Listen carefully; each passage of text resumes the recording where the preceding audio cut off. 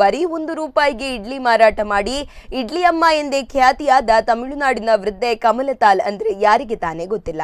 ಈ ಅಜ್ಜಿಗೆ ಇದೀಗ automobile business man Anand Mahindra ಅವರು ನೆರವು ನೀಡಿದ್ದಾರೆ. ಈ ಕುರಿತ ಒಂದು ವರದಿ ಇಲ್ಲಿದೆ.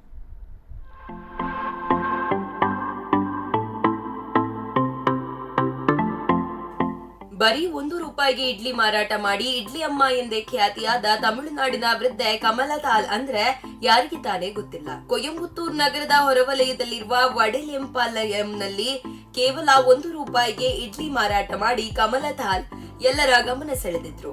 ಇದೀಗ ಈ ಇಡ್ಲಿ ಅಜ್ಜಿಗೆ ಮಹೀಂದ್ರ ಗ್ರೂಪ್ ನಿಂದ ಮನೆ ಹಾಗೂ ಕ್ಯಾಂಟೀನ್ ಒಂದನ್ನು ಕಟ್ಟಿಸಿಕೊಡಲಾಗಿದೆ.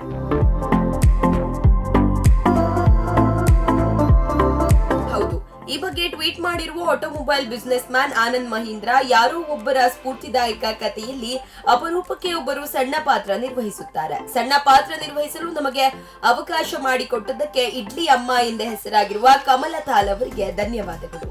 ಇಡ್ಲಿ ತಯಾರಿಕೆ ಹಾಗೂ ಮಾರಾಟಕ್ಕೆ ಅವಕಾಶವಾಗುವಂತೆ ಶೀಘ್ರದಲ್ಲಿಯೇ ಮನೆಯೊಂದನ್ನು ಅವರು ಹೊಂದಲಿದ್ದಾರೆ ಎಂದು ಟ್ವೀಟ್ ನಲ್ಲಿ ಬರೆದುಕೊಂಡಿದ್ದಾರೆ.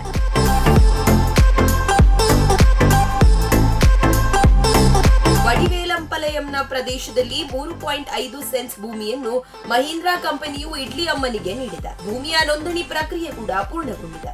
ಮುಂದಿನ ದಿನಗಳಲ್ಲಿ ಕಮಲತಾಲ್ ಅವರಿಗೆ ಕ್ಯಾಂಟೀನ್ ಜೊತೆ ಒಂದು ಮನೆಯನ್ನು ನಿರ್ಮಾಣ ಮಾಡುವುದಾಗಿ ಮಹೀಂದ್ರ ಗ್ರೂಪ್ ತಿಳಿಸಿದೆ.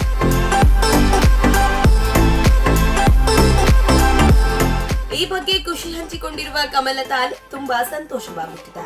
ನೆರವು ನೀಡಿದ್ದಕ್ಕೆ ಧನ್ಯವಾದಗಳು. ಅವರು ಭೂಮಿಗೆ ಸಂಬಂಧಿಸಿದ ದಾಖಲಾತಿ ನೀಡಿದ್ದಾರೆ, ಅಲ್ಲದೆ ಮನೆ ನಿರ್ಮಿಸಿಕೊಡುವ ಭರವಸೆ ನೀಡಿದ್ದಾರೆ ಎಂದು ಇಡ್ಲಿ ಅಮ್ಮ ತಿಳಿಸಿದ್ದಾರೆ.